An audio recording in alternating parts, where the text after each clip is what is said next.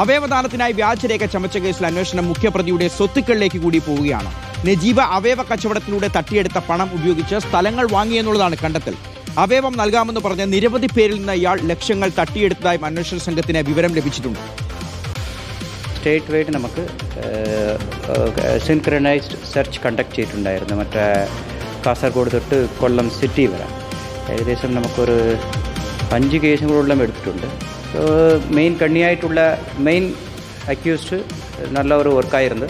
Trivandrum rural district അവരെ കണ്ടെത്തി പുറത്ത് ഉത്തർപ്രദേശിൽ കൊണ്ടുവരാൻ പറ്റിയിട്ടുണ്ട്. ഇപ്പം ഒരു വളരെ ക്രൂഷ്യലായിട്ടുള്ള ഒരു ഘട്ടത്തിലാണ്.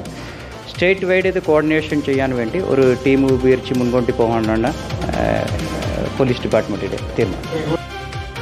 നിതിൻ സേവ്യറുണ്ട് വിവരങ്ങൾ നൽകാൻ. ഇതിനപ്പോൾ ലക്ഷങ്ങൾ പാവങ്ങളുടെ ഭാഗത്ത് നിന്ന് ഇയാൾ അവയവ കച്ചവടത്തിലൂടെ പറ്റിച്ചെടുത്തിട്ടുണ്ട്. അപ്പോൾ നാടുനീളെ സ്വത്തുക്കൾ വാങ്ങിക്കൂട്ടി ഇയാൾ ഒരു വലിയ കോടീശ്വരനായി മാറി. പക്ഷേ എല്ലാം ചതിയായിരുന്നു. അതോടൊപ്പം രാജ്യാന്തര ബന്ധമുണ്ടോ എന്ന് പോലീസ് സംശയിക്കുന്നുണ്ട്. അതുമാത്രമല്ല, ഈ നമ്മൾ ആദ്യം ഘട്ടത്തിൽ വിവരമായി ലഭിച്ചത് കൊച്ചിയിലെ 1-2 ആശുപത്രികൾ ഇയാളെ സഹായിച്ചിട്ടുണ്ട് എന്നുള്ള തരത്തിലാണെങ്കിൽ ഇപ്പോൾ പുറത്തുവരുന്ന വിവരം കേരളത്തിലെ പല സ്വകാര്യ ആശുപത്രികളിലും ഇയാൾക്ക് ബന്ധമുണ്ടോ, ഇയാൾ ഈ അവയവ കച്ചവടത്തിന് സഹായിച്ചിട്ടുണ്ടോ, ഡോക്ടർമാർ ഇയാൾക്ക് ഒത്താശ ചെയ്ത് കൊടുത്തിട്ടുണ്ടോ? അപ്പോൾ ഒരുപാട് സംശയങ്ങൾ ബാക്കിയാണ്. ഇതിന് എങ്ങനെയായിരിക്കും അന്വേഷണം ഇനി മുന്നോട്ട്?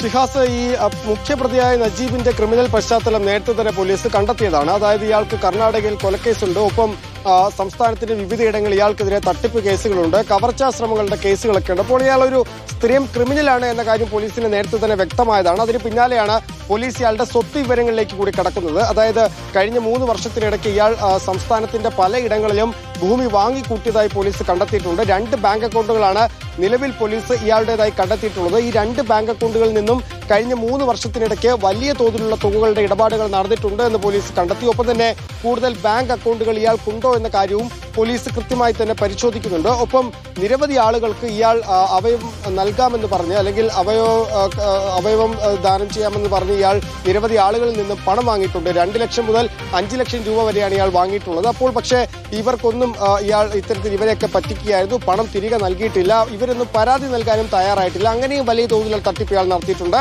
മറ്റൊരു പ്രധാനപ്പെട്ട കാര്യം, പോലീസ് ഒരു രാജ്യാന്തര ബന്ധം അന്വേഷിക്കുന്നത്. ഇയാളുടെ സഹോദരൻ പുറത്ത് വിദേശത്താണുള്ളത്. അപ്പോൾ ഏതെങ്കിലും തരത്തിൽ ഈ തട്ടിപ്പിന് അയാൾ കൂട്ടുനിന്നിട്ടുണ്ടോ അല്ലെങ്കിൽ മനുഷ്യക്കടത്ത് നടത്തിയിട്ടുണ്ടോ, അതിന് സഹായിച്ചിട്ടുണ്ടോ, മനുഷ്യക്കടത്ത് അടക്കമുള്ള കാര്യങ്ങൾ നടത്തിയിട്ടുണ്ടോ എന്ന കാര്യം പോലീസ് പരിശോധിക്കുന്നുണ്ട്. അപ്പോൾ ഈ സഹോദരൻ ഏതെങ്കിലും തരത്തിൽ ഇതിൽ ബന്ധമുണ്ടോ എന്ന കാര്യം പോലീസ് പരിശോധിക്കുന്നുണ്ട്. നേരത്തെ തന്നെ നമ്മൾ കണ്ടെത്തിയത് അല്ലെങ്കിൽ നമ്മൾ പറഞ്ഞതാണ്, അതായത് ഈ കൊച്ചിയിലെ ചില ഡോക്ടർമാർക്ക് അല്ലെങ്കിൽ ചില ആശുപത്രികൾക്ക് ഇതുമായി ബന്ധമുണ്ട് എന്ന കാര്യം. പക്ഷേ ഇന്ന് SP-യുടെ പ്രസ് മീറ്റിൽ നിന്ന് നമുക്ക് മനസ്സിലാവുന്നത് സംസ്ഥാനത്ത് തന്നെ വിവിധ ആശുപത്രികളിൽ ഈ അവയവ ദാനവുമായി ബന്ധപ്പെട്ടുള്ള ശസ്ത്രക്രിയകൾ നടന്നിട്ടുണ്ട്. അപ്പോൾ പല ഡോക്ടർമാരുടെയും ലെറ്റർ പാഡുകൾ, ഒപ്പും സീലുമുള്ള ലെറ്റർ പാഡുകൾ ഇയാളിൽ നിന്ന് നേരത്തെ കണ്ടെത്തിയിരുന്നു. അപ്പോൾ ഈ കൂടുതൽ ഡോക്ടർമാർക്ക് ഇയാളുമായി ബന്ധമുണ്ടോ അല്ലെങ്കിൽ ആശുപത്രിക്ക് ഇയാളുമായി ബന്ധമുണ്ടോ, ഈ റാക്കറ്റിനോട് ചേർന്ന് ഏതൊക്കെ ആശുപത്രികൾ പ്രവർത്തിച്ചിട്ടുണ്ട് തുടങ്ങിയ കാര്യങ്ങളൊക്കെ തന്നെ വിശദമായി പോലീസ് പരിശോധിക്കും.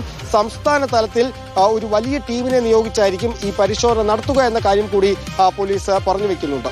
ശരി, നിതിൻ സേവ്യറാണ് വിവരങ്ങൾ നൽകിയത്. അപ്പോൾ ഏതൊക്കെ ആശുപത്രികളാണ്, ഏതൊക്കെ സ്വകാര്യ ആശുപത്രികളും ഡോക്ടർമാരുമാണ് ഈ അവയവ റാക്കറ്റുമായി ചേർന്നുകൊണ്ട് പ്രവർത്തിച്ചത്? പോലീസ് സ്ഥിരീകരിക്കുന്ന മുറയ്ക്ക് കൃത്യമായ ആ വിവരങ്ങൾ പ്രേക്ഷകരിലേക്ക് ഞങ്ങൾ എത്തിക്കുന്നതായിരിക്കും. അതോടൊപ്പം ഇയാളുടെ ഈ നജീബിന്റെ ഡയറിയിൽ നിന്ന് ലഭിച്ച പേരുകൾ പലതും ഉന്നത രാഷ്ട്രീയ നേതാക്കളുടേതാണ്.